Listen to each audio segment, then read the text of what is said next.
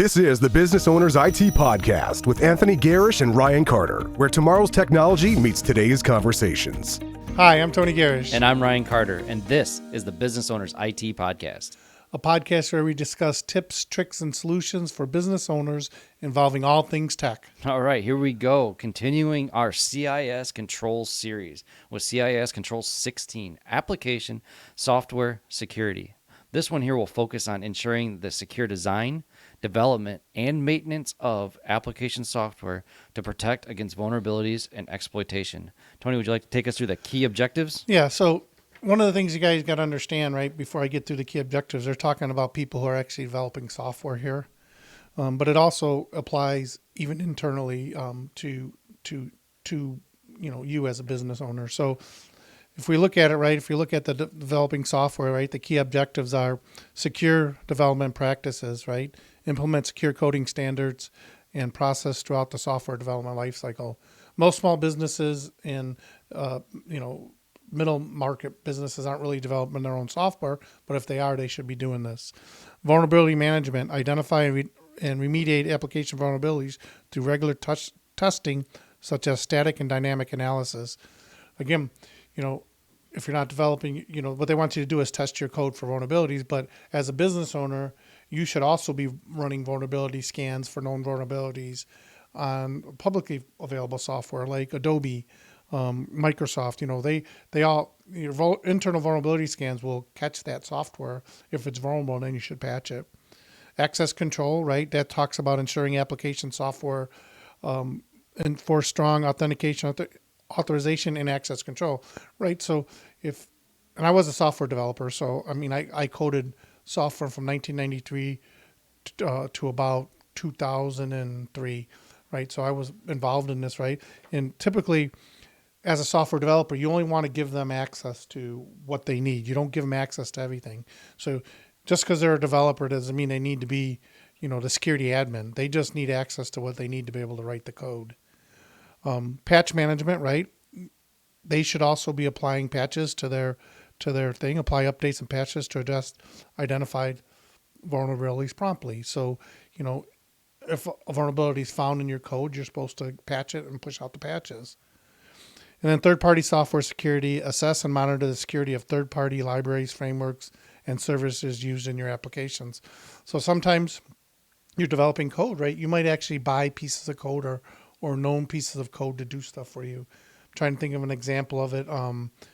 Back in the day, if we had bought a third-party package to do emails, so we integrated that third-party package instead of trying to write the email portion of it, right? We bought that, so we just need to make sure that those, that they're following the framework, and there's not a chance for something to get inside of there.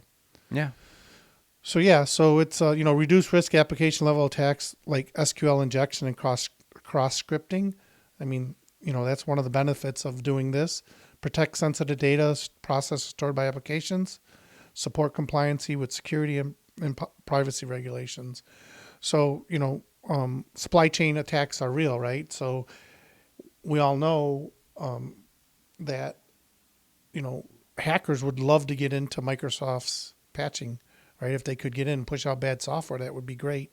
So that's what this control is really addressing. Yeah. And as you business owners, one thing you might want to really think about here is that in this world right now that we're living in, where everything's in the cloud, one of the biggest tools being used by business owners to get their charting, what their business is at, what they're doing, getting everything to attach together so that you can get a report on what my team's doing, what my sales team's doing, what's going on in the warehouse, is Power BI.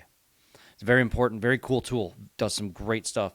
A lot of people are hooking everything they do into that tool, from their ERP systems to their CRMs to everything, just into it to integrate and get reporting that they need, which is great. But the problem is that when you're doing it, you want to make sure it's secure. Who has access to this Power BI stuff? Where is it being hosted? How do you get to it? Is it available on the internet? So that's some of the important stuff you might want to ask here because you are now developing software to get your stuff, and you're attaching those API hooks right into your important parts of the systems that talk about your customers and talk about your employees and all of that good stuff.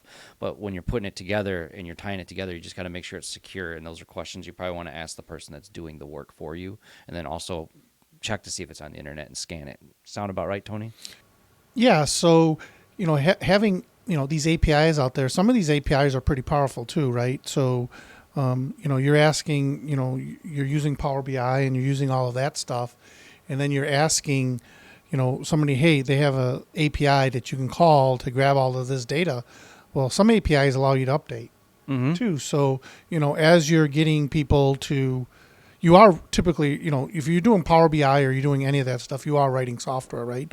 And you could be hiring somebody that might not even be in the United States.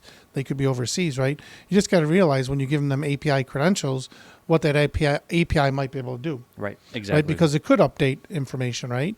It could potentially update information or, give them access to things that you don't want. So, yeah, you have to be really careful. Yeah, you're right. It could be a two-way street where they could get in and put stuff into your systems or take stuff out. You're right. Yeah, very correct. Yes, absolutely. So, again, the CIS Control 16, a lot of small business companies may not have to worry about this unless they are taking advantage of like Power BI and some of those things. Yep. And when I go through these CIS controls with people and we do it, they always kind of like, well, we don't do anything in-house. But somehow something always comes up that they're doing something small or something here and developing something or having something. So it's good to let your service provider know that's doing these frameworks for you to dig a little deeper. Don't I'm not going to say they're hiding things, but don't, just tell everything that's there that your company does, and it's going to be very helpful for this. Yeah, and even us. I mean, we have people who get into that gather information from our RMM, right? Warranty Master. Yeah. Right? They give us our life cycle report. So you really got to make sure that you understand what they have access to and what they can do. Yep, exactly. Because it makes everything easier. Like we talked about APIs, I guess we could do a whole series on it. Yeah. But you just gotta know what they do. You really do. All right. Well, there's not much more for us to talk about on this. It's not something we run into a whole lot. So I just want to thank everybody for tuning into the Business Owners IT Podcast, and we hope to see you at the next episode. Yep. We'll see you next episode where we talk about CIS Control number 17, Incident Response Management. See you next week. Unique Computing Solutions. Your IT challenges solved.